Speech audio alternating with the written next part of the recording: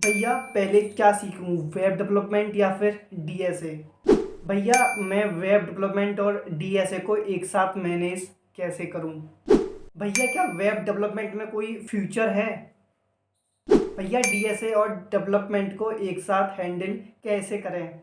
सो ये हैं कुछ क्वेश्चंस जो मेरे स्टूडेंट्स मेरे से डेली बेसिस पे पूछते हैं। And I know as a beginner आप भी काफ़ी ज़्यादा परेशान होते हो कि भैया डेवलपमेंट और डीएसए को कैसे करें हैंडल। पहले डेवलपमेंट सीखें या फिर पहले डीएसए सीखें, एंड क्या ज़्यादा इम्पोर्टेंट है जॉब के लिए। And as a final year student, आप अगर एक फाइनल ईयर स्टूडेंट हो तो आपको क्या सीखना चाहिए जिससे आप इजीली जॉब क्रैक कर पाओ। राइट, आई नो आपके आपके ये डाउट्स हैं, एंड आज के इस पॉडकास्ट में ना आपके सारे के सारे डाउट्स बहुत ही अच्छे से क्लियर होने वाले हैं। बिकॉज आज के पॉडकास्ट में जो हमारे गेस्ट है ना, पारिक सर, वो डेवलपमेंट और डीएसए दोनों के ही एक्सपर्ट हैं। उन्होंने थाउजेंड्स ऑफ स्टूडेंट्स को गाइड किया है, उन्हें जॉब दिलवाने में उनकी हेल्प की है। एंड आज वो खुद इस पॉडकास्ट में आप सबको गाइड करने वाले हैं, एक एक चीज़ें आपको बताएंगे, एक एक डाउट्स आपके होंगे क्लियर कि आपको क्या सीखना है, कैसे सीखना है, कब सीखना है और कहाँ से सीखना है, और आपके लिए क्या ज़्यादा इम्पोर्टेंट है जॉब के लिए। तो ये पॉडकास्ट आपके लिए आज बहुत ही ज़्यादा इम्पोर्टेंट होने वाला है, बिकॉज यहाँ से आज आपके बहुत सारे डाउट्स क्लियर होने वाले हैं। सो प्लीज़ कंप्लीट पॉडकास्ट देख कर ही जाना, और मैं तुम्हारा बिल्कुल भी टाइम वेस्ट नहीं करने वाला हूँ, तो इसलिए जल्दी से वीडियो को स्टार्ट करते हैं। सो हेलो सर, कैसे हो आप? सबसे पहले बढ़िया बढ़िया तरुण, आप बताओ क्या हाल है, क्या चल बस रहा है। सर मैं भी बढ़िया। And first of all thank you so much आने के लिए। काफ़ी सारी बातें करेंगे, एंड काफ़ी सारे स्टूडेंट्स के डाउट हैं, तो सारे एक एक करके करेंगे डिस्कस, और काफ़ी मज़ा आएगा। हाँ, एंड मुझे यार thank you so much for inviting to your channel. And यार बिल्कुल काफ़ी अच्छा कर रहे हो आप अपनी जर्नी में। काफ़ी लोगों को गाइड कर रहे हो, तो बढ़िया है, लगे रहो। आज भी गाइडेंस देते हैं और हम और आप बिल्कुल मिलके देते हैं। बिल्कुल, थैंक यू है थैंक यू। ना। हाँ, तो सबसे पहले आप एक बार अपना इंट्रो दे दो, जिससे कि सारे स्टूडेंट्स को पता चल जाए। ठीक है। So hi guys, I am Pareek here and I passed out from DTU in 2017। Then I worked as a software engineer at Amazon। तो बहुत सारा डीएसए और डेवलपमेंट करके ही मैंने Amazon जैसी कंपनी निकाली थी। फिर उतना मजा नहीं आया मुझे थोड़ा कॉर्पोरेट वर्ल्ड में, फिर I joined as a one of the founding members at Coding Ninjas. I work there for 6 years। बहुत सारा डीएसए पढ़ाया, डेवलपमेंट पढ़ाया बहुत सारे बच्चों को। और अभी अभी मैंने प्रोपियर से एक स्टार्टअप ज्वाइन करा है, स्टार्ट करा है एज अ फाउंडर। तो वहाँ पर अपन लोग आप जैसे लोगों के लिए कम्युनिटी बना रखी है। लोग आपस में इंटरेक्ट कर सकते हैं, मेंटरशिप्स ले सकते हैं, ग्रुप्स में पार्टिसिपेट कर सकते हैं। तो या things are going well and progress is going well. तो दैट्स आप ग्रेट, बताओ। दैट्स ग्रेट, बस या बढ़िया। और तो आप as a founding member, and आपने कोडिंग निंजा में भी आप फाउंडिंग मेंबर रह चुके हो, एंड आपने अभी अपना स्टार्टअप भी स्टार्ट किया है, तो ये जो एंटरप्रेन्योरशिप की जर्नी है, इसका कैसा एक्सपीरियंस है आपका? देखो, थ्रिलिंग एक्सपीरियंस होता है, अप्स एंड डाउन्स काफी होते हैं, है ना। तो कभी स्टार्टअप बहुत अच्छा चल रहा है तो मजा आता है, कभी स्टार्टअप डाउन होता है तो चैलेंजिंग हो जाता है। एंड इन जनरल जॉब में भी होता है। कुछ लोगों को एंटरप्रेन्योरशिप मजा आता है, कुछ लोगों को नहीं मजा आता। सब में ऊपर नीचे है। बट या एंटरप्रेन्योरशिप में एक चीज बहुत अच्छी है कि जो भी आप सोचते हो ना, तो यूजर वाइज प्रॉब्लम सॉल्व करने की कोशिश करते हो आप। Not only tech but apart from tech बहुत सारा काम कर रहे होते हो, तो उस सेंस में काफी यूजफुल है। राइट। तो एक्चुअली आपकी जो एंटरप्रेन्योरशिप की जर्नी है, आपका स्टार्टअप है, उसमें डेवलपमेंट और डीएसए कितना, कौन सा ज़्यादा काम आया और कौन सा आपके लिए ज़्यादा इम्पोर्टेंट था? हाँ, तो जहां तक यार स्टार्टअप की बात है, कोडिंग निंजास हो या प्रोपियर्स हो, आई थिंक डेवलपमेंट ने बहुत ज्यादा रोल प्ले करा है। आई हम्म। थिंक हमने कोडिंग निंजास में फ्रंट एंड में एंगुलर पे काम करा था, बैक एंड में रूबी ऑन रेल्स पे काम करा था, HTML CSS जावास्क्रिप्ट तो होता ही है। यहाँ प्रोपियर्स में हमने HTML CSS जावास्क्रिप्ट तो है ही, रिएक्ट में काम करा है। ऐप भी है तो रिएक्ट नेटिव में काम करा है, नोड जेएस में काम करा है। DSA generally helps in logics, है ना, अच्छे कोड लिख पाते हो। बट मेजोरिटी कोर तो स्टार्टअप्स में तो डेवलपमेंट ही काम आता है। हाँ, बट जब Amazon निकाली थी तो सबसे ज्यादा डीएसए काम आया था, क्योंकि वो कंपनी जो फैन कंपनीज है वो तो डीएसए पे फोकस करती है। हाँ बिल्कुल। तो आप ना एक बार अपनी जर्नी बता दो कि आपने कॉलेज के टाइम पर कैसे क्या रोड में बेसिकली फॉलो किया था, जिससे आपने लाइक फार्म कंपनीज निकाली, जो हर किसी बच्चे का एक वो होता है ड्रीम। तो वो एक बार बता दो। ठीक है ठीक है। तो यार फर्स्ट ईयर में आके ऑनेस्टली बहुत सारा चिल करा था। क्योंकि यार 11 12 में इतनी पढ़ाई करके आते हैं, फिर वो मजा नहीं आता कि यार अब आके भी पढ़ाई करनी तो क्या फायदा है। तो 1 1.5 सेमेस्टर तो बहुत सारा चिल मारा था, और ऑनेस्टली मैंने पता नहीं एक बच्चों वाले में कि यार GTA Vice City game complete करी थी, वो मेरे को बहुत मन होता था, क्योंकि 11 12 में कर नहीं पाया था पढ़ाई की वजह से, बट फिर मैंने वही करा था। हाँ, फर्स्ट ईयर के एंड के बाद मैंने डीएसए सीखा था। अच्छे से 8 10 महीने मैंने बहुत सारा डीएसए करा था, केवल डीएसए करा था, डेवलपमेंट साथ में नहीं करा था। तो ओके। डीएसए में 250 300 क्वेश्चन सॉल्व करे, 6 महीने में हो गए थे, बट फिर उनको रिवाइज करा और अच्छा करा कॉन्टेस्ट के थ्रू, तो वो काफी यूजफुल हुआ था। फिर सेकेंड ईयर के जो फोर्थ सेमेस्टर था, वहां मैंने थोड़ी डेवलपमेंट करी थी, क्योंकि प्रोजेक्ट चाहिए थे रेज्यूमे पे। तो मैंने ऑनेस्टली पहले ऐप डेवलपमेंट सीखी थी, एंड्रॉयड ऐप डेवलपमेंट, जो कि ओके। गलती है मेरी, पहले वेब डेवलपमेंट सीखनी चाहिए। क्योंकि फ्रंट एंड और बैक एंड दोनों हो जाता है, क्योंकि मेरे को जो ऐप बनानी पड़ी वो केवल लिमिटेड हो गई थी फ्रंट एंड पे। तो हम्म। सारा डेटा फ्रंट एंड पे स्टोर था, फायरबेस का यूज करा था, बट वो बैक एंड की फील नहीं आती, राइट। हम्म। तो बन गया था लेकिन प्रोजेक्ट, और फिर जो सेकेंड ईयर की छुट्टियां होती है उसमें मैंने एक्चुअली वेब डेवलपमेंट सीख लिया था। उसमें एक्चुअली थोड़ा बहुत सीखा था कि हाँ बेसिक वेबसाइट बनानी आ गई HTML CSS जावास्क्रिप्ट में। फिर थर्ड ईयर में इंटर्नशिप लग गई थी अमेजोन में। फिर थर्ड ईयर में ओवरऑल वेब डेवलपमेंट अच्छे से सीख लिया, प्रोजेक्ट्स बनाए, हमने एक स्टार्टअप भी करा उस टाइम भी, बुक स्क्वायर नाम से। ओके। उसकी वेबसाइट भी बनाई, ऐप भी बनाई। तो बहुत सारी डेवलपमेंट करके चीज़ें बनाई, और थर्ड ईयर के एंड में अमेजोन की इंटर्नशिप से हम लाइक इंटर्नशिप करने गए और पीपीओ मिल गया। फुल टाइम हो गया फिर वो। राइट। हाँ जी, हाँ जी। तो अभी आपने बोला कि आपने के स्टार्टअप भी किया था कॉलेज टाइम पर, तो वो उसका क्या हुआ फिर? यार दोस्त देखो, वो क्या हुआ था, वो अच्छा चला था। Hmm. We sold around 200 books in an year, which is good, scalable भी था। बट जैसे पार्टनर्स थे तो आपस में थोड़ा सा डिसाइड हुआ था कि यार थोड़ा सा एक्सपीरियंस ले लेते हैं इंडस्ट्री का। थोड़ा बुक्स वाला जो है वो टेक ड्रिवन नहीं, ऑपरेशनल ड्रिवन है, बट हम लोग टेक वाले लोग ज्यादा थे, तो हम लोग कितना अच्छा कर पाएंगे, उतने फंड्स नहीं थे, उतनी स्किल्स नहीं थी। तो वी डिसाइडेड कि अभी के लिए पॉज करते हैं, और थोड़ा एक्सपीरियंस लेते हैं इंडस्ट्री में कि क्या क्या बेटर कर सकते हैं। तो that's why we dropped it, but सीखने को बहुत कुछ मिला, राइट। इट्स नॉट कि बंद हम्म। हो गया, बट हाँ सीखा बहुत कुछ, की मार्केटिंग भी करी, टेक भी सीखा, वेबसाइट बनाई, ऐप भी बनाई, 2 इंटर्न्स के साथ भी काम करा उस टाइम। तो वो लर्निंग एक अच्छी मिल जाती है, जिसकी वजह से बाद में हम स्टार्टअप भी बहुत अच्छे से कर पाए, जैसे कोडिंग हाँ। निंजास और अप्रोपियस, राइट। करेक्ट करेक्ट करेक्ट, बिल्कुल। आपने अभी बोला कि आपने पहले वो किया था डीएसए, फिर आपने डेवलपमेंट किया, तो ना आपने लाइक सेम टाइम पे नहीं किए थे, अलग अलग किए थे। एंड आई थिंक ये काफ़ी बड़ा डाउट है आज आज के टाइम में स्टूडेंट्स के अंदर, कि मेरे पास भी इतने सारे डाउट्स आते हैं कि भैया डीएसए और डेवलपमेंट एक साथ कैसे मैनेज करें। तो थोड़ा इसके बारे में बताओ कि क्या एक साथ करना चाहिए, और अगर करना चाहिए तो कैसे करें मैनेज। यार ऑनेस्टली देखो, ये चीज तो मैं क्लियरली बोलता हूँ, दो चीजों पे हाथ पांव नहीं मारने चाहिए, right. And in general DSA development नहीं, अगर आप सोचोगे मैं जॉब भी कर लूँ स्टार्टअप भी कर लूँ, ये सब चीजें ना सुनने में बहुत अच्छी लगती हैं, बट होती नहीं है।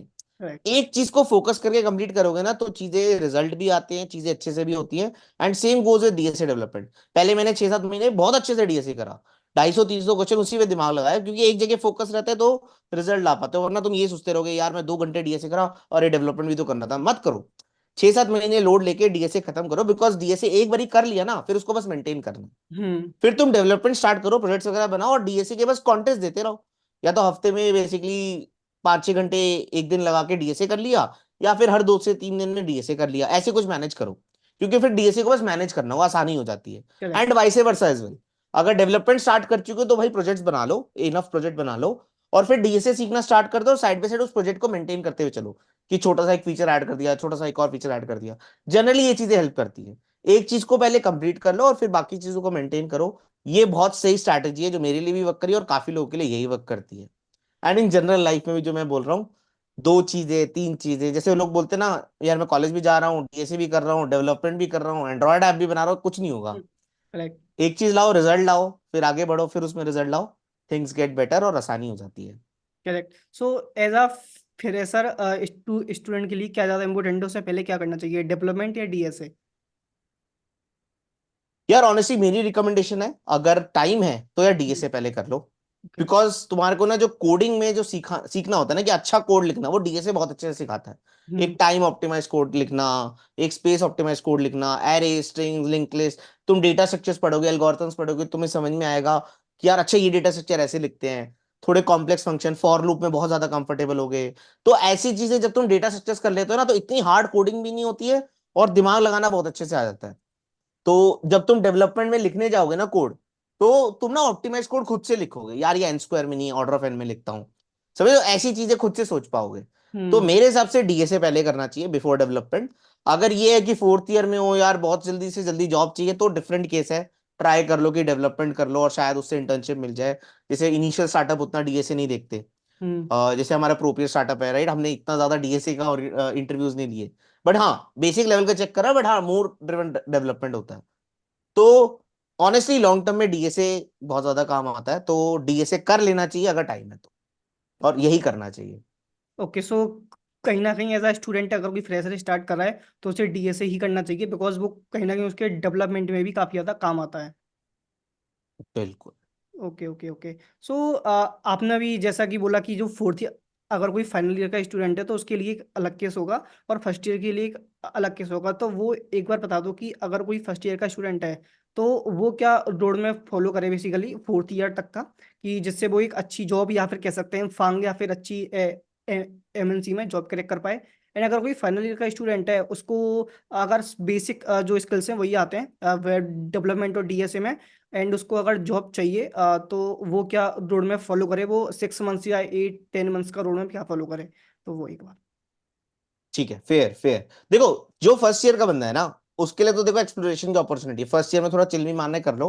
बट अगर एक एम बना लो ना कि फर्स्ट ईयर खत्म हो, सेकंड ईयर में जाने से पहले मेरा डीएसए हो जाए, समर वेकेशंस होती है यार, चिल मारो, बट यार साइड में थोड़ी पढ़ाई कर लो, तो हम्म। अगर डीएसए कंप्लीट कर लेते हो तो it's a very good goal you have achieve. और अब उसको सेकंड ईयर में डेवलपमेंट सीखना चाहिए, वेब डेवलपमेंट, और एम करना चाहिए मैं सेकंड ईयर के एंड में एटलीस्ट इंटर्नशिप पाऊंगा। कॉलेज वाले बंदों को ना सबसे ज्यादा इंटर्नशिप पे फोकस करना चाहिए। अगर तुमने कॉलेज में 3 से 4 इंटर्नशिप कर ली, यार तुम एकदम इतने फोड़ू बंदे बन जाओगे, मतलब कोई नहीं है तुम्हारे आसपास। और करेक्ट। जरूरी नहीं है इंटर्नशिप फैन कंपनीज में करनी है यार, स्टार्टअप में करो ना, बहुत सीखने को मिलता है। हम्म। तुम सेकंड ईयर में डेवलपमेंट सीखो और उसकी इंटर्नशिप करो उसके बाद, और उसके बाद एक्चुअली थर्ड ईयर में फिर इंटर्नशिप करो, फिर थर्ड ईयर के एंड में फिर इंटर्नशिप करो। जितनी तुम इंटर्नशिप ले आओगे रिज्यूमे पे, उतना ज्यादा सीखने को मिलेगा, उतना ज्यादा तुम्हारा बढ़िया पैकेज लगेगा आफ्टर फोर्थ ईयर। केवल फैंग नहीं, किसी भी स्टार्टअप में। तो इंटर्नशिप जितनी गेम करोगे कॉलेज में, फर्स्ट ईयर वाले बंदे को यही सोचना चाहिए, यार मुझे 3 से 4 इंटर्नशिप्स करनी है कॉलेज में, और अच्छी लेवल की, ये नहीं टेस्टर जा रहे हो, सेल्स की इंटर्नशिप में जा रहे हो, नहीं, अच्छी स्किल वाली, डेवलपमेंट सीखा, फिर एक स्टार्टअप में काम करा, फिर हमने कुछ ऐप डेवलपमेंट सीखी, फिर एक एक जगह ऐप डेवलपमेंट की इंटर्नशिप कर ली। जैसे ये कर लोगे, फिर हो सकता है कोई एमएल की इंटर्नशिप कर लो थर्ड ईयर के एंड में। हम्म। जितनी स्किल सीख लोगे कॉलेज में, वो बाद में काम आनी ही आनी है। और सबसे बढ़िया सीखने का होता है, कोर्सेज तो है ही, बट इंटर्नशिप जितनी करोगे उतना ज्यादा बढ़िया सीखने को मिलता है। तो यार जहां तक अब फोर्थ ईयर वाले स्टूडेंट की बात है ना, तो उनका बहुत डिफरेंट केस होता है। कि यार जैसे उनको ना बहुत शॉर्ट टर्म सोचना होता है कि हमें जल्दी जल्दी नौकरी चाहिए। तो उनके केस में मैं रिकमेंड करता हूँ, चलो इंटर्नशिप नहीं मिलेगी यार, फटाफट से डेवलपमेंट करो, प्रोजेक्ट पालो। और not only aim for FAANG, DSA कर लेना, बट अगर तुम्हारे रिज्यूमे पे प्रोजेक्ट आ जाता है ना एक अच्छा खासा डेवलपमेंट का, तो यार बहुत स्टैंड आउट करोगे तुम मार्केट में, कि हाँ यार ये प्रोजेक्ट है जो आई थिंक कुछ लोग यूज कर रहे हैं, नहीं भी कर रहे तो एटलीस्ट कुछ ऐसे फीचर्स है जो ज्यादा बहुत लोगों ने नहीं बनाए हैं। अगर ऐसा प्रोजेक्ट बना लेते हो तो तुम स्टार्टअप्स में अप्लाई करोगे तो अपॉर्चुनिटी ज्यादा बढ़ती हैं।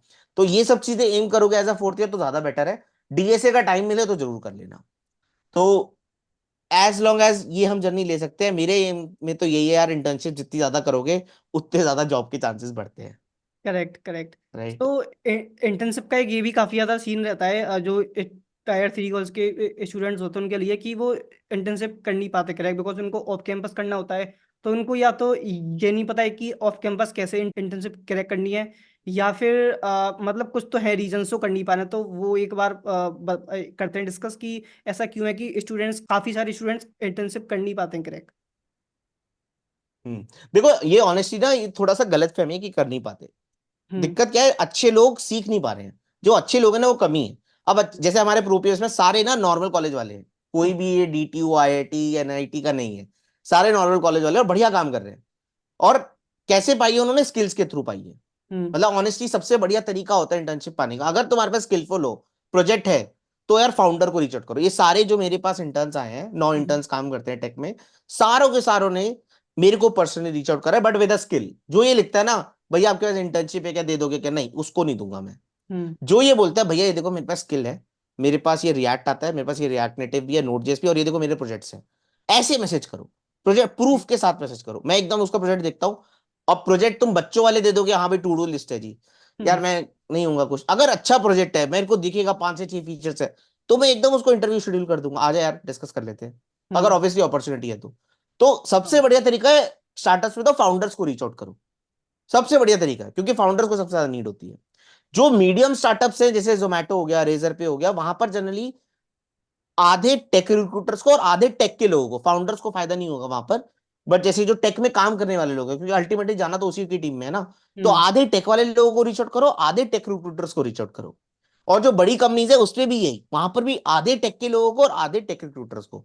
बंदे ना रीच आउट ही गलत लोगों को करते हैं, रिक्रूटर्स को करते रहते हैं। अब ये रिक्रूटर्स के पास आ रही है 1000 ईमेल और टेक वाले लोगों के पास आ रही है 100 ईमेल, तो चांसेस कहाँ है ज्यादा? टेक वाले लोगों के पास, राइट? हम्म। बट मैं ये नहीं कह रहा हूँ टेक रिक्रूटर्स को मत करो, करो। बट टेक वाले लोगों को अच्छे से रीच आउट कर लिया अगर तुमने, तो चांसेस ज्यादा है शॉर्टलिस्ट होने के। और ये बात तो हमेशा ध्यान रखो, 500 लोगों को रीच आउट करोगे तो 50 का रिप्लाई आएगा। अब करेक्ट। तुम करोगे 50 को, तो यार 4-5 लोगों का रिप्लाई आएगा तो एक से इंटरव्यू मिलेगा। तुम 500 लोगों को रीच आउट करोगे, 50 का रिप्लाई आएगा, 10-15 तुम्हें इंटरव्यूज मिलेंगे। तो हमेशा एक कन्वर्जन रेट ध्यान रखो। और ऐसा करेक्ट। नहीं है आज बैठे और हमें कल मिल जाएगी। हम्म। टाइम लगता है, 1 से 1.5 महीना लगता है, बट मिल जाती है अगर तुम इनफ स्किलफुल हो। हाँ। एंड ये भी है ना है कि ना? स्किल्स तो स्टूडेंट्स के पास है, बट उन्हें ऑफ कैंपस अप्लाई कैसे करना है वो उन्हें नहीं आता है। तो वो भी एक इशू लगता है मुझे। आई थिंक हम्म। आप क्या सोचते हो उसके बारे में? देखो, वही तो मैंने तुम्हें समझाया कि अगर तुम हाँ। लिंक्डइन पे ढंग से रीच आउट करोगे हम्म। तो रिप्लाई आएंगे। रीच आउट तुम्हें करना पड़ेगा। कोई तुम्हारे पास परोस की नहीं आने वाला है कि भाई ये लो हमारे पास इंटर्नशिप, आप अप्लाई कर दोगे, नहीं भाई। करेक्ट। ये देखो, ये यहाँ पर अपॉर्चुनिटी आई है इस कंपनी की। अब उस कंपनी में अप्लाई करके कुछ नहीं होगा। उस कंपनी के रिक्रूटर्स और टेक के लोगों को पकड़ो और पिंग करना शुरू कर दो डेली। और एक कंपनी नहीं, कम से कम ऐसी तुम्हें देखो यार, ये 50 कंपनीज है। एक तो एक बंदे को लगता है मेरे को अमेजोन ही जाना है, बहुत बड़ी गलतफहमी है। यार अमेजोन जैसी 50 कंपनीज है। करेक्ट। तो टेक दैट पूल, उस एक शीट बनाओ, यार ये 50 कंपनीज है, इसमें मेरे ये 50 लोग हैं टेक में, और ये कुछ 50 टेक रिक्रूटर रीच आउट करते रहो, अपॉर्चुनिटी आएगी। अब ये एक मेहनत का काम होता है, जो करेगा उसको मिल जाती है, वो भगवान बन जाता है। जिस नहीं करता भाई, वो बैठे रहो। करेक्ट। Patience right? थोड़ा। तुम्हारे पास नहीं आने वाला कोई, ये बात हमेशा ध्यान रखो। जैसे हम एफर्ट स्टार्टअप है, चाहिए। यार अभी हमें अगर फंडिंग चाहिए तो हमें इन्वेस्टर्स को रीच आउट करना पड़ेगा। इन्वेस्टर हमें नहीं करेंगे। करेक्ट। हर जगह लाइफ में यही है। तुम्हें कोई बिल्कुल। चीज चाहिए तो तुम्हें हाथ पांव मारने पड़ेंगे। एफर्ट मानना पड़ेगा, पेशेंस भी रखना पड़ेगा, तभी होगा। बिल्कुल। करेक्ट। करेक्ट। बिल्कुल। ओके, सो ना सबसे पहले अभी हम डेवलपमेंट की बात करते हैं। कि अभी हमने बात की कि अगर डेवलपमेंट एक अच्छा वे है, अगर आप एक फाइनल ईयर स्टूडेंट हो या फिर आपके पास काफ़ी कम टाइम बचा है, अगर आपको इंटर्नशिप या जॉब क्रैक करनी है तो, एंड इवन आपको किसी स्टार्टअप में जाके काम करना चाहते हो, तो उसके लिए भी डेवलपमेंट एक अच्छी चॉइस होगी आपके लिए। सो एक बार डेवलपमेंट के ना रोड मैप की बात करते हैं, बिकॉज आजकल ना डेवलपमेंट के अंदर इतने सारे फ्रेमवर्क आ गए हैं, इतने सारे टूल्स आ गए हैं कि स्टूडेंट्स काफ़ी ज़्यादा कंफ्यूज रहते हैं कि क्या सीखना है और क्या छोड़ना है। तो एक बार उसकी बात करते हैं कि कौन कौन से स्किल सेट्स पे, कौन कौन सी फ्रेमवर्क पर हमें सीखना हमारे हमारे लिए बेटर ऑप्शन रहेगा, और क्या हमें सीखना नहीं है। तो एक बार उसके बारे में बात करते हैं। श्योर। श्योर। देखो, मेरे हिसाब से ऑनेस्टली देखो, HTML CSS जावास्क्रिप्ट तो करना ही पड़ेगा। हम्म। मुझे पता है चैट जीपीटी लिख के देता है, बट तब भी तुम्हें आना चाहिए, समझ में आना चाहिए कि पीछे हो क्या रहा है। करेक्ट। तो HTML में वो जो बेसिक चीज है, ये नहीं HTML में दुनिया भर की चीजें करो, नहीं। बेसिक समझ लो यार, ये डिव होता है, ये ऐसे क्लास लगाते हैं, ऐसे ऐसे बेसिक चीजें समझ लो। CSS में भी फ्लेक्स अच्छे से समझ लो, फ्लेक्स बहुत ज्यादा काम आता है। जो मार्जिन पैडिंग, ये चीजें अगर तुमने समझ ली, बहुत है CSS। अब लोग घुसे हुए हैं कि यार CSS को मास्टर करना है, कर लेना, अभी टाइम लगेगा। तुम HTML CSS करो और साइड बाय साइड प्रोजेक्ट बनाते रहो, अपना रिज्यूमे का पेज बना लो। सबसे बढ़िया होता है, क्योंकि बोरिंग काम होता है HTML CSS में काम करना, बट क्या होता है ना, अपना रिज्यूमे का पेज है तो हम, अरे यार हमारा है, हम अच्छे से बनाते हैं।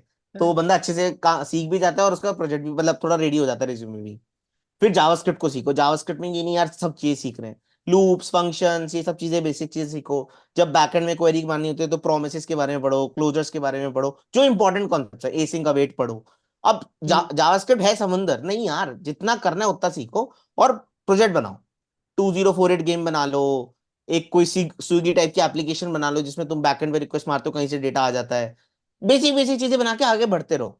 फिर आई थिंक एक फ्रेमवर्क चूज करना होता है, एंगुलर, रिएक्ट या व्यू, कोई सा भी एक फ्रेमवर्क पकड़ो। नहीं समझ में आ रहा है, रिएक्ट पकड़ लो, सबसे ज्यादा पॉपुलर है। बट फर्क नहीं पड़ता, अगर तुम्हें थोड़ी एंगुलर की नॉलेज है, एंगुलर में बना लो। प्रोजेक्ट इंपॉर्टेंट होता है, hmm. Ultimately output is project.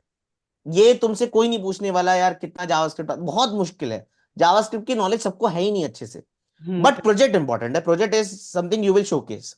तो रिएक्ट में स्टेट्स, कंपोनेंट्स, ये चीजें पढ़ो, हुक्स के बारे में पढ़ो, जो इंपॉर्टेंट कॉन्सेप्ट्स है, और प्रोजेक्ट पे अप्लाई करना शुरू करो। है ना।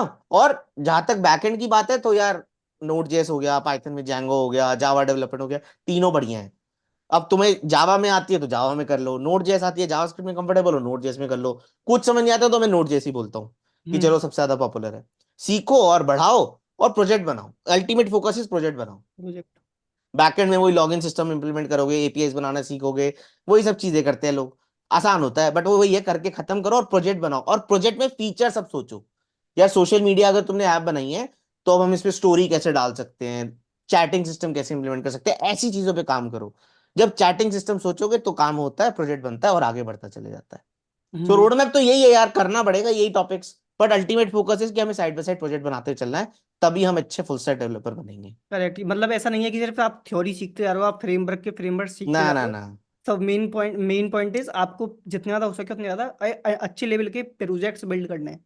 ओके। बिल्कुल। एंड एक पॉइंट ये भी आता है कि मतलब अभी काफी लोग बोलते हैं कि क्लोन में प्रोजेक्ट्स वो उनकी अभी इतनी वैल्यू नहीं होती, तो उसके बारे में आपका क्या पॉइंट ऑफ व्यू है? यार मतलब। मैं हमेशा बोलता हूँ क्लोन प्रोजेक्ट्स ना अच्छे प्रोजेक्ट्स है, गिवन तुम उसमें 2 से 3 यूनिक फीचर ऐड कर रहे हो। हम्म। जैसे मैंने बोला ट्विटर का तुमने क्लोन बना लिया, हम्म। अब उसमें स्टोरी का फीचर ऐड कर दो ना, कुछ एक्स्ट्रा ऐड करो जो ट्विटर का अवेलेबल नहीं है। इंस्टा पे कुछ, अभी तो चलो थ्रेड ऐप आ गई है, बट इंस्टा में कुछ ट्विटर वाला फीचर ऐड कर दो। समझ लो, कुछ ऐसे फीचर जो उस पे अवेलेबल नहीं है। अगर तुम ऐसी चीजें करते हो ना तो तुम ऐसी कुछ यूनिक चीज ले आए हो जो कि काम की आएगी उन लोगों के लिए। करेक्ट। समझ लो, तो जितना तुम सोचोगे 2 से 3, जैसे मैं बोलता हूँ इंस्टाग्राम की ऐप बना रहे हो यार, किसी ने फोटो अपलोड करी ना, एआई इंप्लीमेंट कर दो। और ये नहीं कि तुम्हें एमएल आनी चाहिए, नहीं, एआई का एल्गोरिथम क्या करेगा, फोटो देखेगा अपने आप कैप्शन दे देगा तुम्हें। बढ़िया है ना यार, अभी तक इंस्टाग्राम नहीं देता, डाल दो ना तुम अपनी ऐप में, करेक्ट। तो बढ़िया हो जाएगी ऐप। और उसमें डालोगे भाई, 2 यूनिक फीचर्स हैं, एआई का रिकमेंडेशन एल्गोरिथम लगा है कि कैप्शन ऑटो जनरेट होता है, और दूसरा मैंने डाला है कि यार एक थ्रेड वाला फीचर आ गया है। जब ये 2 चीजें रिज्यूमे पे लिखते हो तो उनको पता होता है कि भाई इस बंदे ने कॉपी नहीं करा है। क्लोन का नाम मत दो, उसका नाम कुछ और दो, और उसको बताओ कि भाई इस सोशल मीडिया ऐप पे ये होता है, बढ़िया लगेगा एकदम प्रोजेक्ट। करेक्ट। करेक्ट। करेक्ट। अगर वही बस इंस्टाग्राम छाप दिया है तो कोई नहीं पूछने वाला। हाँ, तो मतलब आपको मेन इसी चीज है पे ना। करना है फोकस कि आपको न्यू वो ऐड करना है फीचर्स। तभी आप एक तभी वो जो बिल्कुल क्लोन प्रोजेक्ट है उसकी एक वैल्यू निकल करके आएगी। बिल्कुल बिल्कुल। करेक्ट। करेक्ट। ओके। सो डेवलपमेंट के रोड मैप की हमने बात कर ली है। एक इम्पोर्टेंट क्वेश्चन है कि डेवलपमेंट हमें अब ये तो पता चल चुका है कि हमको क्या क्या सीखना है, बट बेस्ट सोर्सेज क्या हैं जहाँ से हम डेवलपमेंट सीख पाए? तो उसके बारे में एक बार बात कर लेते हैं, बिकॉज इतने सारे सोर्सेज आ गए हैं आज के टाइम में कि स्टूडेंट्स काफ़ी ज़्यादा कंफ्यूज रहते हैं कि भैया पेड कोर्स लें या फ्री कोर्स लें, और फ्री ले तो फ्री में भी कौन सा चूज़ करें। तो एक बार उसके बारे में आपके अकॉर्डिंग क्या बेस्ट सोर्सेज होंगे? ठीक है, बिल्कुल देखो, जो मैं बोल रहा था, कहीं से भी सीखो, अल्टीमेट इज प्रोजेक्ट बनना चाहिए। और हम्म। प्रोजेक्ट वही जो कोर्स में बनाया है वो बना देंगे हम, ये ध्यान रखना। जो बहुत बड़ी गलती है लोग करते हैं, लोग भाई कोर्स में प्रोजेक्ट बनाया वही हमने रिज्यूमे पे डाल दिया, अरे यार वो 100 लोगों ने डाला हुआ है। कुछ तो अलग दिखाओगे, कुछ तो अलग प्रोजेक्ट बनाओगे, तो हमेशा एक प्रोजेक्ट आइडिया पकड़ो अपने इंटरेस्ट के हिसाब से जिसपे तुम काम करोगे। कोर्स पे सीखते सीखते उस पे काम करते रहो, अल्टीमेटली अच्छा प्रोजेक्ट वो बनता है। हम्म। अब दूसरी बात, कोर्स कौन से करने चाहिए यार, कोर्स देखो फ्री के तो बहुत सारे यूट्यूब पे हैं, कोड विद हैरी है, आजकल हितेश सर हैं, उन्होंने काफी सारे निकाल दिए हैं, अक्षय सैनी है। तो अक्षय सैनी मुझे नहीं पता फ्री देते हैं नहीं, बट हाँ, ये कुछ लोग फ्री कोर्स देते हैं, कुछ पेड कोर्स देते हैं, एडटेक्स हो गए, कोडिंग निंजास हो गया, अक्षय सैनी हो गए, like there are lot of influencers as well, hmm. कोई फर्क नहीं पड़ता, हर कोई सेम ही पढ़ा रहा है। तुम उसका टीचिंग मेथड यूट्यूब पे देखो, जिसका पसंद आए उससे कोर्स करो, but ultimate is project side by side करो। हम्म। ठीक है। फ्री में कुछ अगर कोर्सेज से नहीं करना तो यार रोड मैप्स होते हैं, जैसे हमारे प्रोपियर्स पे एक रोड मैप है, ऐसी कहीं road map dot S H है, वहां पर भी रोड मैप है, उसको देख के फॉलो कर लो। हमारे प्रोपियर्स में क्या होता है एक और, कि साइड बाय साइड ना प्रोजेक्ट के टास्क भी दिए होते हैं कि प्रोजेक्ट में ये इंप्लीमेंट करना है, तो वो भी काफी वैल्यूएबल होता है। हम्म। कहीं से भी पकड़ो, सब कोई सेम चीज करा रहा है। ठीक है, बस जिससे पसंद आए उसको पकड़ लो और खत्म करो। ये नहीं 10 कोर्सेज से एक साथ पढ़ रहे हो, कुछ नहीं होगा। अल्टीमेट एक चीज दिमाग में रखो, हमारे को प्रोजेक्ट चाहिए। चाहे करेक्ट। हम अक्षय सैनी से सीखे, चाहे हम खुद से करें, चाहे हम प्रोपियर से सीखे, चाहे हम कोडिंग जैसे सीखे, अल्टीमेट इज हमारे हाथ में प्रोजेक्ट होना चाहिए। कोर्सेज की वैल्यू नहीं है, कोर्स के आउटपुट की वैल्यू है, और आउटपुट का मतलब है अपना प्रोजेक्ट, कोर्स वाला प्रोजेक्ट नहीं। हम्म। है ना। अपना कोई खुद का ऐसा यूनिक वो तो हो आइडिया जिसपे हमने कोई एक बेसिक बिल्कुल, लेवल लिखी थी, लेकिन हमने कोई एक रियल वर्ल्ड की प्रॉब्लम को सॉल्व किया हो। 2 से 3 यूनिक फीचर भी ऐड कर दिए ना, बढ़िया प्रोजेक्ट हो गया है वो। हम्म। राइट। एंड और आजकल एआई का जमाना है, एक आध एआई की इंटीग्रेशन डाल दोगे ना, हाँ। जैसे मैंने इंस्टा का कहा कि यार ऑटो कैप्शन जनरेट कर दो, तो बढ़िया लगेगा प्रोजेक्ट। और इतना हाँ। मुश्किल नहीं है, आजकल चैट जीपीटी से पूछो यार मेरा ये प्रोजेक्ट है, इसमें मैं एआई का कौन सा फीचर डाल सकता हूँ, वही बता देगा। तो हम्म। उसको यूज करो ना, ऐसे थोड़े स्मार्ट बनो। ऐसे बच्चों वाले डेवलपर मत बनो कि यार ये जो भैया ने ये करवाया ना, मैं वही वाला प्रोजेक्ट बना देता हूँ। भाई फिर नहीं होगा। समझ लो। तो इट्स ओके, सीखने के लिए इज फाइन कि उनके प्रोजेक्ट को फॉलो करो, बट अल्टीमेट इज तुमने क्या बनाया, राइट? उस कोर्स में तो 2,000 लोग हैं, तो 2,000 लोगों ने वही सेम चीज बनाई है, तुमने वही बनाई, तुमने क्या करा, वो हम्म। इंपॉर्टेंट है। एंड ये भी है ना कि कुछ फिर वो कुछ गिने चुने ही वो बचे हैं प्रोजेक्ट, एक तो एडटेक, एक ई कॉमर्स, तो गिने चुने प्रोजेक्ट हैं। अगर सभी स्टूडेंट्स वही बनाएंगे तो फिर हम अपने आप को स्टैंड आउट कैसे करेंगे, वो एक पॉइंट है। बिल्कुल बिल्कुल। ओके, सो आई थिंक अब हम प्रोजेक्ट बिल्डिंग की बात ही कर रहे हैं, तो इसमें एक इम्पोर्टेंट क्वेश्चन ये भी आता है कि ना अब सपोज एक स्टूडेंट है फ्रेशर, उसने थ्योरी कॉन्सेप्ट सीखे, एंड वो जब प्रोजेक्ट्स को बिल्ड करने जाता है, तो मेरे पास भी क्वेश्चंस काफी आता है, एंड आपके पास भी आता होगा कि भैया हमको थ्योरेटिकल तो आते हैं कॉन्सेप्ट, बट हम उनको प्रैक्टिकली प्रोजेक्ट के अंदर कर नहीं पाते हैं इम्प्लीमेंट। तो मतलब ऐसा क्यों है, और मतलब किस तरीके से उसे ठीक किया जा सकता है? देखो, एक बात ना बहुत बड़ी प्रॉब्लम होती है, लोगों को लगता है कि ये कॉन्सेप्ट सीखा, ये डायरेक्टली प्रोजेक्ट पे इंप्लीमेंट हो जाएगा। वो हम्म। इंप्लीमेंट करने जाते हैं, एरर आता है। यार हम्म। डेवलपमेंट का दूसरा नाम है एरर। तुम एक 5 साल सीनियर डेवलपर से बात कर लो, वो भी आज की डेट में एरर फेस करता है। हर कोई गूगल और चैट जीपीटी का यूज करके ही एरर सॉल्व करना, एरर तो आएंगे ही। अब ये तुम अटक गए हो तो भाई उसको गूगल करो, चैट जीपीटी करो कि भाई उसको समझाओ, भाई मैं ये कर रहा हूँ एंड करेक्ट। यहाँ पर अटक रहा हूँ, कैसे सॉल्व करूँ। वो चैट जीपीटी बता देता है आज की डेट में, नहीं भी बताता तो गूगल कर लो, स्टैक ओवरफ्लो पे बढ़िया बढ़िया आंसर है। और हम्म। ये नहीं तुम जूनियर लेवल पे करो, सीनियर लेवल पे भी ऐसी काम होता है। डेवलपमेंट में तो ये डीएसए नहीं है, डीएसए में समथिंग कि यार ये क्वेश्चन क्यों नहीं सॉल्व हो रहा, वो हम्म। डिफरेंट चीज है। डेवलपमेंट में तो यार ऐसे एरर आएंगे, हमें नहीं पता ये क्यों आ रहा है। तो just Google it, resolve it और आगे बढ़ो। और ये आएंगे, ये थ्रू आउट द जर्नी तुम्हारा पार्ट होने वाला है। प्रोजेक्ट बनाओगे, अगर बिना एरर के चल रहे हैं तो भाई तुम कुछ गलत सीख रहे हो। गलत सीख रहे हो। एरर आओगे तभी तो सीखोगे कि ये कैसे करेक्ट। सॉल्व करा। करेक्ट। एरर तो ब्यूटिफिकेशन है डेवलपमेंट की। तो सिंपल तो इस फंडा है, चीज से आपको डरो मत। मिस्टेक्स करनी है। हाँ, मिस्टेक्स करती रहनी है और आगे बढ़ते रहना है, ठीक करते रहो। यार आज की डेट में प्रोपियस में बना रहे हैं, टेक वाले लोग, फटता रहता है कोड, ठीक होता रहता है। तो ये तो जर्नी का पार्ट है। और हमारा क्या, अमेजोन पे एक ई कॉमर्स की सेल लगती है, बढ़ जाता है उनका कोड, हम तो कुछ भी नहीं है। तो करेक्ट। ये तो दुनिया भर में एम है, टेक का काम है, दूसरा काम की फटेगा कोड। हम्म। ओके। ओके, सो डेवलपमेंट के अंदर ही क्या चीजें हमको अवॉइड करनी चाहिए, एंड एक फ्रेमवर्क है जो भी काफी ज्यादा डिमांड में भी चल रहा है, नेक्स्ट जेएस, तो इसके बारे में आपका क्या पॉइंट ऑफ व्यू है? फेयर है, फेयर है, लेकिन बढ़िया है। तो बेसिकली देखो, मैं हमेशा रिकमेंड करता हूँ, लोग क्या करते हैं ना, रिएक्ट के बाद नेक्स्ट जेएस सीखना है जी। हम्म। अरे नेक्स्ट जेएस ना अकॉर्डिंग टू डिमांड सीखो, पहले एक प्रोजेक्ट बनाओ। हम्म। फिर उसमें देखो जनरली कहाँ काम आता है, एसईओ में काम होता है कि ये क्लाइंट साइड रेंडर करना है या सर्वर साइड रेंडर करना है, नेक्स्ट जेएस का मेन काम आता है। ये जब तुम घुसोगे तो तुम्हें इसको समझ में आएगा, कुछ लोगों को नहीं आ रहा होगा। तो ये समझो कि गूगल पे पेज रैंक कराना है तो नेक्स्ट जेएस हेल्प करता है। हम्म। कि कोई सर्च करे प्रोपियस के बारे में, अगर हमने केवल रिएक्ट पे बनाई होगी तो मुश्किल होगा। हम्म। अगर हमने वो नेक्स्ट जेएस में बनाई होगी तो आसान होगा रैंक होना। वो इसलिए होता है कि सर्वर साइड कोड रेंडर करना है या क्लाइंट साइड रेंडर करना है। तो पहले तो प्रोजेक्ट बना लो, उसके बाद उसको नेक्स्ट जेएस में कन्वर्ट करो। पहले फ्रंट एंड और बैक एंड लेके एक प्रोजेक्ट बनाओ। प्रोजेक्ट बनाने का मतलब ये नहीं होता बना दिया उसको छोड़ दिया। अब इंप्रूवमेंट करो। इंप्रूवमेंट के टाइम नेक्स्ट जेएस सीखो। क्या सीखना जरूरी है? हाँ, सीखना जरूरी है कि यार बना के अगर हम नेक्स्ट जेएस सीख लेंगे तो और चांसेस हमारे ज्यादा बढ़ जाते हैं। But HTML CSS JavaScript react और नोड जैसे एक प्रोजेक्ट बनाओ और अब उसके अंदर नेक्स्ट जेएस डालो। लोग क्या करते हैं, एचटीएमएल सीएसएस जावास्क्रिप्ट रिएक्ट और नेक्स्ट जेएस, क्या कर रहे हो यार, अभी हम्म। जरूरत ही नहीं है। करेक्ट। तो ये गलती मत करो। पहले एक फुल स्टैक प्रोजेक्ट बना लो और उसके अंदर नेक्स्ट डालो, तुम्हारी लर्निंग ज्यादा होगी, प्रोजेक्ट में इंप्रूवमेंट हो जाएगा और बढ़िया से सीख जाओगे। करेक्ट। करेक्ट। करेक्ट। ओके, सो अब बात करते हैं हम डीएसए की। तो लाइक जो डीएसए है वो भी काफी ज्यादा डेप्थ है, काफी सारे कॉन्सेप्ट्स होते हैं उसके अंदर। सो एक बार कुछ इंपॉर्टेंट जो कॉन्सेप्ट्स हैं वो एक बार बता दो कि हाँ ये कॉन्सेप्ट हैं जो आपको एट लीस्ट आपको बेसिक्स हैं, ये आपको आने ही चाहिए। देखो, मैं इसको 3 पार्ट में डिस्ट्रीब्यूट करता हूँ जनरली। ठीक है। ठीक है।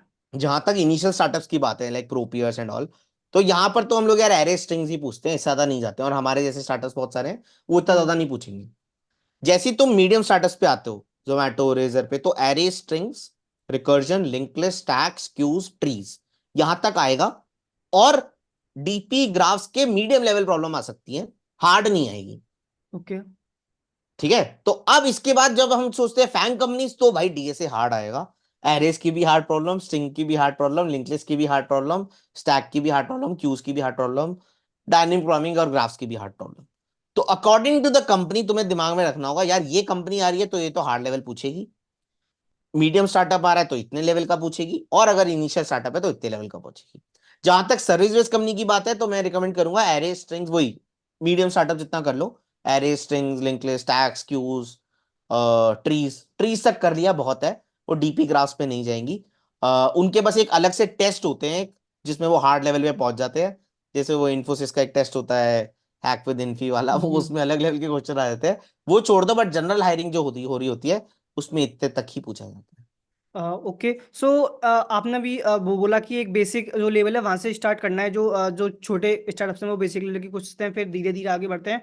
तो एज अ फ्रेशर अगर मैं डीएस से स्टार्ट करना चाहता हूँ और मुझे वो जो कॉम्प्लेक्स वाला लेवल है, हार्ड लेवल है, मुझे उस पर जाना है, तो मैं कैसे स्टेप बाय स्टेप चलूँ कि मैं उस वो जो लेवल है वहाँ पे पहुंच पाऊँ, बिकॉज मैं सीधे तो पहुंच नहीं पाऊंगा, मेरे को स्टेप बाय स्टेप चलना पड़ेगा। तो वो क्या स्टेप्स होंगे कि मैं उस लेवल पे पहुंच पाऊँ कि मैं एक अच्छे लेवल का जो डीएस है वो सॉल्व कर पाऊँ, वो क्वेश्चन सॉल्व कर पाऊँ।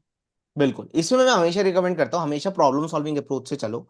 हर एक टॉपिक में ना 20 से 25 प्रॉब्लम्स करने होते हैं। एरेस पकड़ा, 20 से 25 प्रॉब्लम्स करे, आगे बढ़ो। स्ट्रिंग्स की 20 से 25 प्रॉब्लम्स करे, आगे बढ़ो। ये नहीं स्ट्रिंग्स में 100 प्रॉब्लम्स कर रहे, सबसे बड़ी गलती है, नहीं भाई। हम्म। 20 से 25 प्रॉब्लम्स बहुत है, बहुत है। अगर अच्छी जगह से कोर्स कर रहे हो, जो डीएससी की स्ट्राइवर हो गया, लवबर हो गया, या प्रोपियस पे भी डीएससी का रोड मैप फॉलो कर रहे हो, कहीं से भी कर रहे हो, या किसी एडटेक से कर रहे हो, सब लोग सेम पढ़ा रहे हैं। बस आगे बढ़ो 20 से 25 प्रॉब्लम्स के बाद, उसमें अटको मत।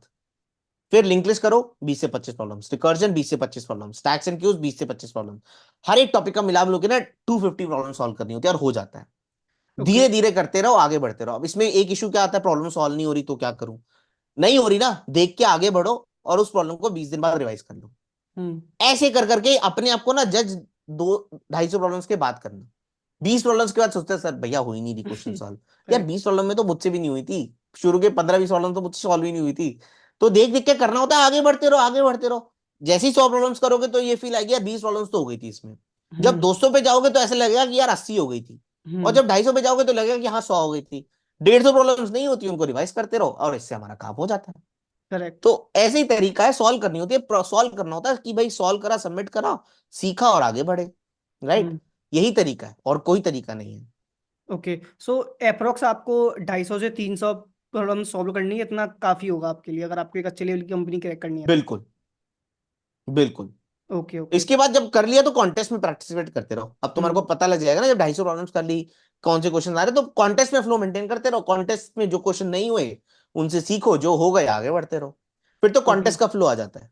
करेक्ट हाँ, करेक्ट। फ्लो जरूरी होता है डीएसए में। क्वेश्चन सॉल्व करना नहीं छोड़ सकते, वरना हम्म। वो सारा रिवाइज करना पड़ जाता है।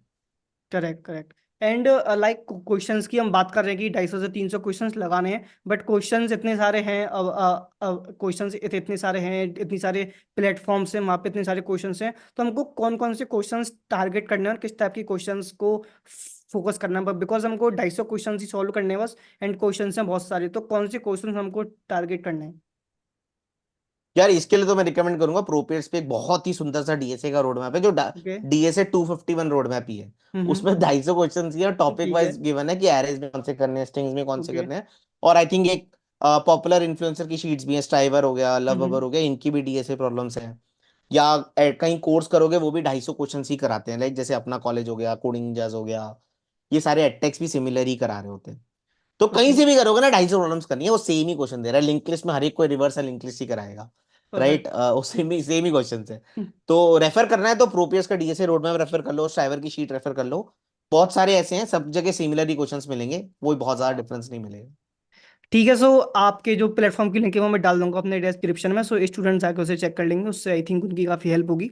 ओके सो एक काफ़ी ज़्यादा स्टूडेंट्स परेशान है इस क्वेश्चन को लेके कि भाई एआई आ गया है, एआई हमारी जॉब खाने वाला है, तो पहले ही हमारे पास जॉब्स नहीं थी, ऊपर से एआई आ गया, अब ये भी हमारी जॉब्स खाने वाला है, तो मतलब क्या ही करेंगे, वो समझ नहीं आ रहा, पढ़े ना पढ़े, इतने सारे कमेंट्स आते हैं, आपके पास भी इतने सारे क्वेश्चंस आते होंगे एआई को लेकर कि पहले डे 1 एआई आया, फिर अभी उसकी वीडियो आई कि वो फेक है ये वो, और फिर अभी चैट GPT 4 लॉन्च हुआ है नया वर्जन, तो वो भी काफी ज्यादा एडवांस है। तो क्या एआई सच में हमारी जॉब खा सकता है। देखो इसमें ना एक बहुत स्ट्रांग पॉइंट है। क्या खा सकता है? हाँ बिल्कुल खा सकता है, डिपेंड्स। क्या ओके। तुम कॉन्टिन्यूसली खुद को अपस्किल कर रहे हो, नहीं कर रहे हो? जैसे आज के डेट में तुम वेब डेवलपमेंट में HTML CSS जावास्क्रिप्ट पे अटके पड़े हो, हम्म। तो भाई खा जाएगा वो तुम्हारी जॉब। क्योंकि ओके। अगर तुम रिएक्ट और इन सबसे कंफर्टेबल नहीं हो रहे हो तो वो चैट जीपीटी लिख देता है HTML CSS जावास्क्रिप्ट का कोड, वो ज्यादा मुश्किल नहीं रहा है। तो तुम्हें फ्रेमवर्क में आना पड़ेगा। अभी चैट जीपीटी कहाँ स्ट्रगल करता है या डेविन कहाँ स्ट्रगल करते हैं, ये सब रिएक्ट के कोड में, बिकॉज वहाँ कॉम्प्लेक्स कोड होता है, बैकएंड के कोड में, सिस्टम डिजाइन में अभी इतना स्ट्रांग नहीं बना है। वो अभी नहीं बना है, क्या पता 5 साल बाद बन जाए। हम्म। बट उसके बाद कुछ नई स्किल आ जाएगी, शायद नेक्स्ट जेएस में स्ट्रांग बनना है। देखो, हमेशा ऐसी चीज आएगी जो आसान हो जाएगी, और उतना तो आना ही चाहिए, और उसके ऊपर तुम्हें चीजें आनी चाहिए। तो अगर तुम उतने ही लेवल पे रहोगे, ये ऐसी स्किल है, आईटी ऐसा वर्ल्ड है, तुम ऐसा नहीं बोल सकते यार इतना आता है और अब बैठ जाओ। गवर्नमेंट की सरकारी नौकरी नहीं है। करेक्ट। तुम्हें कॉन्टिन्यूअसली उसको बढ़ाना पड़ेगा अपने आप को upskill, and it's not only for you, it's for everyone in the IT world. चाहे वो डेटा इंजीनियर हो, चाहे वो सॉफ्टवेयर इंजीनियर हो, एआई हेल्प करता जा रहा है, एआई बढ़ाता जा रहा है। बट एक पॉजिटिव पॉइंट है, कौन बना रहा है एआई? सॉफ्टवेयर इंजीनियर ही बना रहे हैं। हम्म। तो उन एआई को यूज करने के लिए भी कोई ना कोई सॉफ्टवेयर इंजीनियर चाहिए, जो जूनियर सॉफ्टवेयर इंजीनियर हो सकते हैं। यूज तो एआई को जो ट्रेन करेगा, जो एआई को यूज करेगा, वो भी तो एक सॉफ्टवेयर इंजीनियर होगा। एचटीएमएल का हम्म। कोड लिखा है, समझ तो आना चाहिए पीछे क्या लिखा है एचटीएमएल का कोड। वो आने के लिए सॉफ्टवेयर इंजीनियरिंग आनी चाहिए।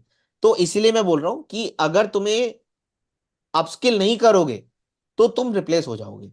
ओके। अगर तुम अपस्किल करते जाओगे, रिएक्ट आता है जी, नोड.जेएस आता है, आज के डेट में जिसको रिएक्ट और नोड.जेएस आता है वो चैट जीपीटी नहीं कर पाएगा उसका काम। क्या करेक्ट। पता 2 साल बाद यार रिएक्ट और नोड.जेएस का काम करते चैट जीपीटी या डेविन या चैट जीपीटी 4, तो इट्स ओके ना, तब कुछ नई चीज आ जाएगी। तब हो सकता है हमें सिस्टम डिजाइन बहुत अच्छे से आना आना चाहिए।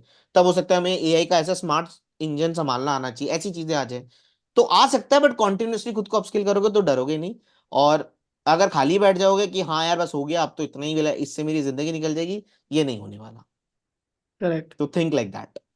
मतलब आप वो ये कि आप अगर बेसिक्स बैठे हो सीख करके और आगे अपने स्किल्स को नहीं कर रहे हो अपग्रेड, तो फिर आपको दिक्कत आनी है डेफिनेटली। बिल्कुल बिल्कुल आनी है। एंड ये सेम चीज जो डीएस है उसके अंदर भी होती है अप्लाई। देखो, डीएसए बिल्कुल डिफरेंट चीज है। डीएसए का कॉन्सेप्ट क्या होता है? देखो, फैंग कंपनीज क्यों डीएसए पे पूछती हैं? कि उनको चेक करना होता है बंदा लॉजिकल स्ट्रांग है या नहीं।